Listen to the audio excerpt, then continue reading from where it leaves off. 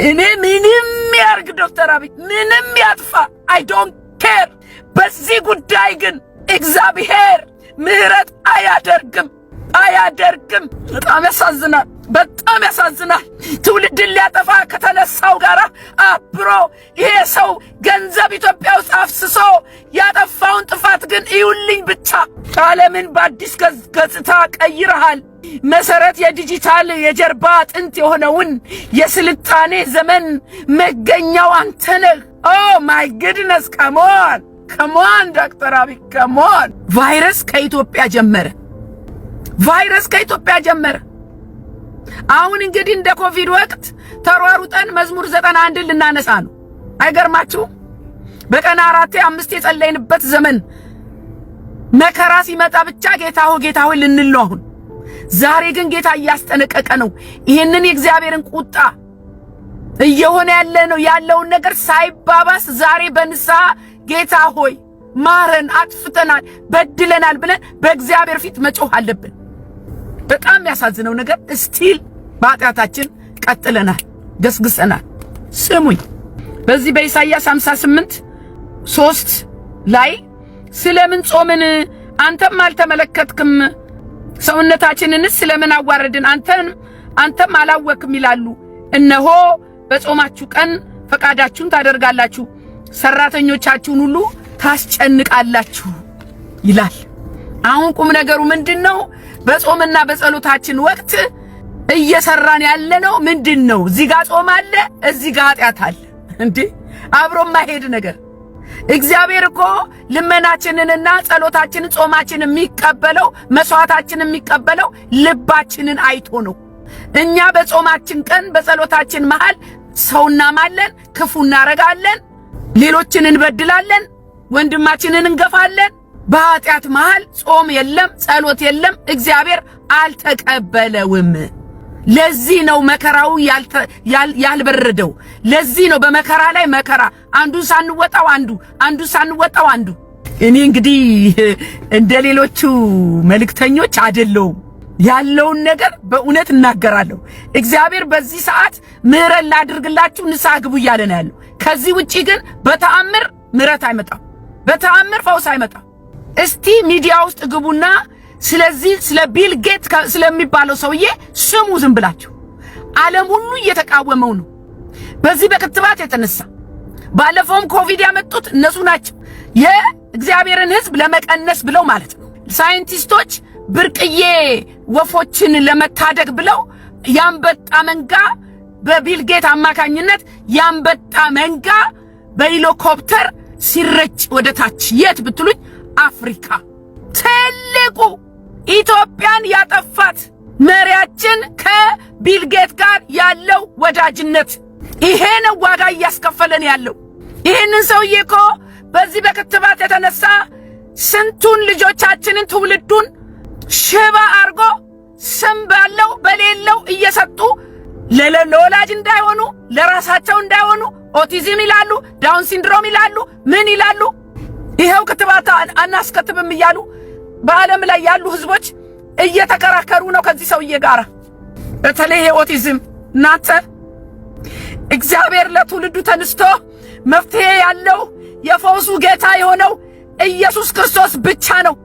ዛሬ ግን እኔና እናንተ የዳነው እንኳን እግዚአብሔር እንደማይፈውስ ይሄንን ኦቲዝምን ወደ ቤተ ክርስቲያን አምጥተን ዓለም እንደ መፍትሄ ይዛ መጣ እንዴት ልጆቹን መንከባከብ እንደምንችል እንዴት እያለች አንዴ ፈንድሬዝ አንዴ ምናምን እያሉ ኦቲዝምን ገንዘብ መብያ አድርገውታል። እኔ ለኦቲዝም ተናግሬም አልጨርስም። አሁን በቀደም 2 ልጆች አደርስ ነበር ትምህርት ቤታቸው ነው የምላችሁ። እነዚህ ልጆች ከአንድ ቤት 2 ልጅ ነው ያላት እናትየው፣ ሁለቱም ኦቲዝም ናቸው። እናንተ ስሙኝ፣ ውሻ እንኳን ቁጭ በል ስትሉት ይቀመጣል። አንገቱ ላይ ምናምን አስራችሁም ኢንጆይ ታረጉታላችሁ። ውሻን እኮ በውሻነቱ ኢንጆይ ትጫወታላችሁ አብራችሁ። በቃ በማንነቱ ኢንጆይ ታረጉታላችሁ። በዚህ በቢል ጌት እኮ በክትባት የመጣብን በልጆቻችን ላይ የመጣው የኦቲዝም ጉዳይ ልጆቻችንን እኮ ምንም ማኔጅ ማድረግ አትችሉም። ልጁ ይዘላል ይወጣል ይገባል። እዛ ኮፈን ውስጥ መኪና ኮፈን ውስጥ ገባብኝ። እኔ አለቀስኩ። ጌታ ሆይ ይሄ ነገር ምንድነው? ካንተ የሚያልፍ ነገር የለም። ልጆቻችን በዚህ በሽታ የተያዙ ምንድነው ይሄ ነገር? መፍትሄው የት ጋር ያለው? እንዴት ነው ቤተክርስቲያን ለኦቲዝም ተጸልዮ የቅዱሳን ልጆች ምሳሌ ማይሆኑት? እንዴት ይሄ አንተ ያቀተሃል ወይ? እግዚአብሔር ሆይ ምሳሌ ነገር አለ ወይ ብዬ በቃ እኔ እነዚህ ልጆች ካልተፈወሱ ምንም በቃ እኔ አላገለግልም እስከማለት ሁሉ በጣም ጌታን ተናገርኩ። በጣም በቃ አልቅሼ ነው ምላችሁ። ደግሞ በጣም የሚገርማችሁ ነገር ትምህርት ቤታቸው ላይ ደርስ ሲሄድ የሶማሌ ልጆች፣ የኢትዮጵያውያን ልጆች፣ የአረብ ልጆች፣ የነዚህ የህንድ የምናምን ልጆች በአጠቃላይ የውጭ ሀገር ዜጎች ልጆችን ነው በመርፌ በክትባት እያበላሹ ያሉት። ነጮች የሉም፣ ጥቁር አሜሪካኖችም ብዙ የሉም። በጣም ያሳዝናል፣ በጣም ያሳዝናል። እሱ ብቻ አይደለም፣ ስሙኝ ብቻ እንዳልኳችሁ በሄሊኮፕተር ያንበጣ መንጋ ሲበትን በጣም እኮ የዓለም ስጋት እኮ ነው ቢልጌት። የዓለም ስጋት ነው ቢልጌት። የዳቢሎስን አጀንዳ የሚያስፈጽም በክትባት ሰበብ ትውልዱን ሽባ ያደረገ ገና ሊያጠፋ የተዘጋጀ ፕሮጀክት የሰራ ባለፈው ጊዜ እንደተናገርኩት በተለይ አፍሪካውያን አይጠቅሙም አይረቡም ያላቸውን በአፍሪካ ሰማይ ላይ ይሄ መጣብን ጣጣ ከቢልጌት ነው። እኔ በጣም እርግጠኛ ነኝ። በጣም የሚያሳዝነው ነገር ግን አፍሪካውያንን ለማስወገድ የሚሰራው ቢልጌት በኢትዮጵያ ወርቅ ተሸልሞ ኢትዮጵያ ለመጀመሪያ ጊዜ ከአገራት ሁሉ ኢትዮጵያ ብቸኛ አገር ቢልጌትን አስቀምጣ ወርቅ የሸለመች። ማንም እንኳን ሊሸለም ይሄ ሰውዬ በምን እናስቁመው እየተባለ ዓለም ተጨናንቃለች በሱ የተነሳ። ይሄው ሐኪሞች ሁሉ እየተናገሩ ነው። ማስረጃ ማቅረብ ይቻላል። ለጥፋቱ ለሚያስፈጽመው የጥልቁ አጀንዳ እና ተልኮ አሁን የመጣብን ቫይረስ ተጠያቂው ቢልጌት ነው። የሀገራችን ምስቅልቅል ሲኦል በጣም መነሻው ይሄ ነው። የእግዚአብሔር ያልሆነውን እየሸለምን ነው መዘዝ የመጣብን። በጣም የሚያሳፍረው ነገር ደግሞ አፍሪካ የቢልጌት አሻንጉሊት ናት። አፍሪካ የቢልጌት አሻንጉሊት ናት፣ አገራችንን ጨምሮ። በዚህ ምንም አይነት መደራደር የለም። ፕሮጀክቱን ከኢትዮጵያ ጀመረ ቢልጌት ፋውንዴሽን አፍሪካንን ለማጥፋት።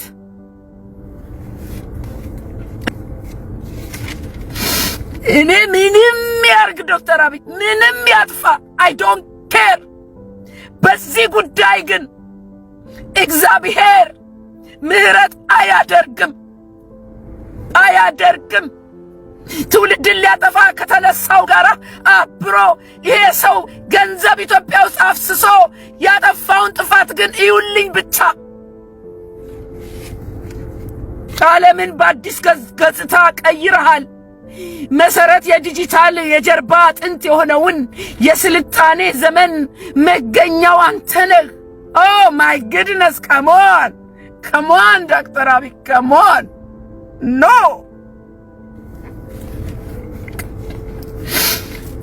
የሚሊዮኖችን ህይወት የቀየርክ ሌሎችን ለመርዳትና ጤናማ ዓለም ለመፍጠር አንተ ትትና ያለህ ሌሎችን የምታከብር ለሰው ልጆች ህይወት ኦ ማይ ጉድነስ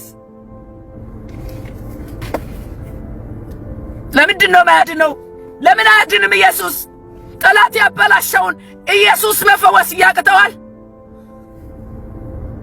ዓለም ወደኛ ለመፍትሄ መምጣት ሲገባት ወደ ቤተክርስቲያን እነሱ አምላካቸው ይፈውሳል ተብሎ እኔና እናንተ ቤተክርስቲያን ዓለም መታ መፈወስ ሲገባን እኛ ግን ዓለም መታ ቤተክርስቲያን ቆማ የኦቲዝም ልጅ እንዴት መንከባከብ እንደሚቻል ማዳን እኮ አይደለም፣ እንዴት መንከባከብ እንደሚቻል ለእናትየዋ ብር እየተሰጠ ለዛ መረዳዳቷ ጥሩ ነው።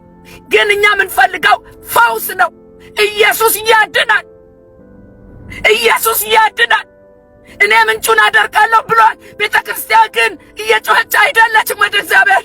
እየጸለየች አይደለችም ኦቲዝም ላይ እምነታችን የለም። እናንተ እምነት ትንሾች የሰናፍጭ ቅንጣት ታክል እምነት ቢኖራችሁ ይሄን ተራራ ወደ ባህር ተገልበጥ ብትሉት ይሆናል አላለም። ከእምነት ማነስ ነው እንጂ። በጣም ያሳዝናል። ይሄን ገብግቦኛል ወገኖቼ፣ ቅርታ አድርጉልኝ። ሰሞኑን ያው መቼም በአገር እንደ ሀገር ንስሐ ያስፈልጋል። እንደገና ደግሞ እንደ ቤተክርስቲያን ፕሮቴስታንት ቢሆን ጉዳችን ብዙ ነው። ኦርቶዶክስ ቢሆን ጉዳችን ብዙ ነው። ሁሉም ኃጢአት ተሸክሞ አዝሎ አሁን ግን እግዚአብሔር ኃጢአትን እየገለጠ ነው። ምን ብትሉኝ ሰሞኑን ያው ወንድማችን መምህር በጋሻውን እኔ ምን አልኩኝ? እንደው ባትነካኩት ይሻል ነበር። አሁን መምህር በጋሻው እኮ እየተናገረ ያለው እዛ ቤት ውስጥ ያለው ጉድ አፍ ያስይዛል። ዋት ምንድነው መምህር በጋሻው እየነገረን ያለው?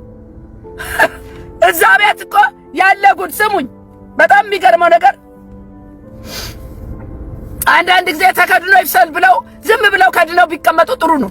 አሁን መምህር በጋሻውን ያለምንም ስተቱ ይቅርታ ይጠይቅ፣ እሱ እንደዚህ ብሎ እሱ እንደዛ ብሎ ሲሉ ነበር እንዴ። እናንተ የራስ ገበና ይዘ ራስን አርፋ ተሸፍነ እንደ ጻድቅ ክርስቲያን ነኝ ብላ የክርስቶስ ወንጌል የምታሳድድ የኦርቶዶክስ እንደሆነች ሁላችንም እናውቃለን። እናንተ የኦርቶዶክስ ቤተክርስቲያን ጊዜው ሳይረፍድ ንስሐ ግቡ። በቤቱ አገልጋይ፣ ቀዳሽ፣ ዲያቆን፣ ካህናት፣ ዘማሪ የነበሩ ዛሬ የክርስቶስ ብርሃን የበራላቸውና ክርስቶስን በድፍረት እየሰበኩ ያሉ ብዙ ናቸው። ብዙ ከቤቱ የወጣ መጽሐፍ ቅዱስ የሚናገረውን እውነት በቀጥታ መናገር በቤቱ ያስጠይቃል። አይገርማችሁ? ያስወግዛል፣ ያሰድባል፣ ያሳግዳል። በጣም የሚገርመው ነገር ደግሞ ነገር ግን አባረው ደግሞ ስም ያጠፋሉ። አሁን የትዝታው ሳሙኤል ስም አጥፍተዋል። አገባ ምናምን የመምህር በጋሻውን ሰረቀ ምናምን እውነቱን ተናገርን ሰርቆ ነው የተባረረው፣ ዘርፌ እንደዚህ ናት እማይሉት የለም። ስም ያጠፋሉ። እግዚአብሔርንም አይፈሩም። ልክ እንደ ቀበሮዋ ተንጠራራች ሚያምር የሚያስጎመጅ ፍሬ ዛፍ ላይ አየችና ተንጠራራች ልደርስበት አልቻለችም። ከዛ ምን አለች? እጭ መራራ ደግሞ ለመራራ ፍሬ ብላ ጥላ ሄደች። ልክ እንደዚህ ነው። ከቤታችሁ የወጡት አይመለሱም። በክርስቶስ ብርሃን አንድ ጊዜ የበራለት ሰው ወደ ጨለማ ተመልሶ አይመጣም። ልክ እነዚህ ሰዎች ሲወጡ ስም ማጥፋት ይጀመራል። አንቱ የተባሉትን ግን እግዚአብሔር ደግሞ ያከብራል። ችግር የለውም። ስሙኝ፣ ከኦርቶዶክስ ቤተክርስቲያን የወጡ አገልጋዮች የቤቱን ጉድ ጠንቅቀው ያውቃሉ። የጥንቆላውን አሰራር፣ መተቱን፣ ድግምቱን፣ መስተፋቅሩን ለምን ባይናቸው አይተዋል። እነሱም ሲያረጉት ነበር፣ ያውቃሉ በደንብ። ከዛስ ወደ እውነተኛ የክርስቶስ ወንጌል መምጣታቸው ግን ከነበሩበት ጨለማና ያጋንንት ሥራ ነፃ አውጥቷቸዋል። አንዳንድ ጊዜ በቃ ዝምታ ይሻላል። ለምን ብትሉኝ በጋሻው በሞት ቀለደ፣ አሟረተ፣ አወጀ ስትሉ ደግሞ ይቅርታ ይጠይቅ ስትሉ የተገላቢጦሽ እኮ ነው። በጣም የሚያሳዝነው ነገር የሰውን ተውና እግዚአብሔርን እናንተ ይቅርታ ጠይቁ እላለሁ እኔ። ወንድማችን በጋሻው እንዳለው ያወጣው ምስጢር እዛው ውስጥ መግረፊያ አለ፣ ማሰቃያ አለ፣ መውገሪያ አለ፣ መግደያ ያላቸው አለ። ጉድ ነው። ጉድ በል ዘንድሮ እግዚአብሔር እያጋለጠ ያለው በራሳችሁ እሳት ለኩሳችሁ። ይሄንን ነው የተቃወሙት። ይሄ እንደውም ምን አሉ? እንደዚህ ብለው የሚሰብኩትን አርሴማ ወይ ደግሞ ማርያም ወይ ገብርኤል የሚሉትን መገረፍ አለባቸው ነው ያሉት። በጣም ደስ የሚል ከራሳቸው አንደበት አሰማቸዋለሁ።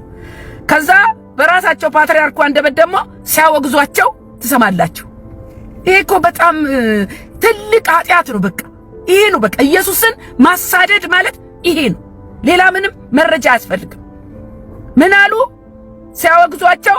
እያስተማሩ ያሉት የክህደት ትምህርት ለቅዱስ ሲኖዶስ በመረጃ ቀርቦ የተረጋገጠባቸው ስለሆነ ስልጣነ ክህነታቸው ተይዟል ማለት አግዷል።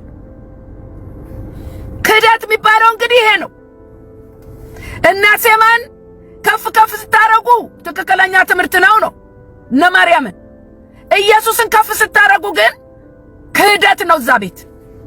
ይሄው በመረጃ። ስለዚህ ዛሬ እኔ ምን ልትይ ነው ካላችሁኝ ጌታ ኢየሱስ ክርስቶስ ልባችሁን እንጂ ልብሳችሁን አትቅደዱ እያለን ነው።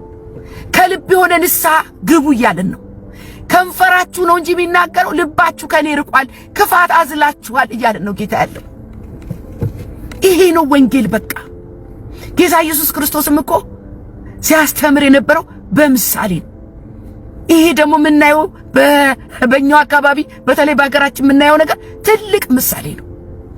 ስለዚህ አሁን ኦልሬዲ ጥፋት ውስጥ ነው ያለነው፣ ጥፋት ውስጥ ነው ያለነው። ግን እግዚአብሔር መሐሪ ስለሆነ ቢራራልን ነው። እውነቴን ነው የምለው። ሰብአዊነት የሚሰማ ብለን አጥፊውን መመረቅ፣ አጥፊውን መባረክ፣ አጥፊውን መሸለባችን በጣም ዋጋ ያስከፈለ ነገር ይሄ ነው። እኔ ምንም በሉኝ ምኑኝ በዚህ ነገር በፍጹም አልስማማም። ክርስቲያን የክርስቶስ ነገር የወንጌል ነገር ያንገበግበዋል እኮ። የትውልድ መጥፋት ያንገበግበዋል እኮ። ተጠያቂዎች ነን እኮ። አሁን እጃችን ላይ ደም አለ ለእያንዳንዱ ለጠፋው ትውልድ በዚህ ዘመን። ስለዚህ ወገኖቼ ምን እላለሁ እንግዲህ እንጸልይ፣ ለመሪያችንም እንጸልይ፣ ለመሪያችን እንጸልይ። ከዚህ ከጥልቁ ሰው ጋር ያለው ሪሌሽንሺፕ እግዚአብሔር ቢታረቀን ነው የምላችሁ። ኦልሬዲ ርቀን ሄደናል በዚህ መንገድ። እግዚአብሔር አሁንም በትዕግስት በማስጠንቀቂያ ተመለሱ ወደ እኔ እያለና ያለው እና ወደ እግዚአብሔር እንመለስ። ግዴላችሁም ወደ እግዚአብሔር እንመለስ። ከእግዚአብሔር ጋር ይሻለናል። እባካችሁ ወደ እግዚአብሔር እንመለስ። እባካችሁ የእግዚአብሔርን ፍትህ እንፈልግ። እባካችሁ ትውልድ አምልጠን እባካችሁ ለኦቲዝምና ለዚህ ለዳውን ሲንድሮም አገር ቤት ራሱ የተስፋፋ ነገር እባካችሁ እሱን በገንዘብ አንወጣውም፣ በእርዳታ አንወጣውም፣ በፈንድሬዚንግ አንወጣውም። ኢየሱስ ሊያድን ይችላል፣ ሁሉን ይችላል፣ ሁሉን በሚችለው ክርስቶስ ኢየሱስ። እባካችሁ ጌታ ዛሬም ይሰራል በእኔና በእናንተ ዘመን። ልጆቻችንን እናድን እባካችሁ። ይሄ ነው መልእክቴ፣ ሌላ ምንም መልእክት የለኝም። በጣም ልብ የሚሰብር ዘመን ውስጥ ነው ያለነው፣ ሐዘን ውስጥ ነው ያለነው። እግዚአብሔር ይርዳን እላለሁ ወገኖቼ። እንጸልይ፣ እንትጋ፣ ወደ እግዚአብሔር ፊት እንፈልግ። በቃ ተባረኩ። እግዚአብሔር ይረዳናል። ኢትዮጵያን ያስባት፣ ትውልዱን ያስብ፣ የኢትዮጵያን ሕዝብ ያስብ እግዚአብሔር። መሪያችንንም ያስብ። በቃ እኔ መሪያችን በክርስቶስ ኢየሱስ እንዲያሸንፍ ነው የምፈልገው። በክርስቶስ ኢየሱስ ኢትዮጵያን እንዲያስመልጥ ነው የምፈልገው። ሌላ ምንም አልፈልግም። በክርስቶስ ኢየሱስ ይህንን የመከራ ጊዜ እንድናልፍ ነው የምፈልገው። ይሄ ነው የኔ ምኞት። ይሄ ነው ማምለጫው መንገድም አንድና አንድ። በቃ ይሄው ነው። ጌታ ዛሬም ጌታ ነው። ኢየሱስ ያድናል።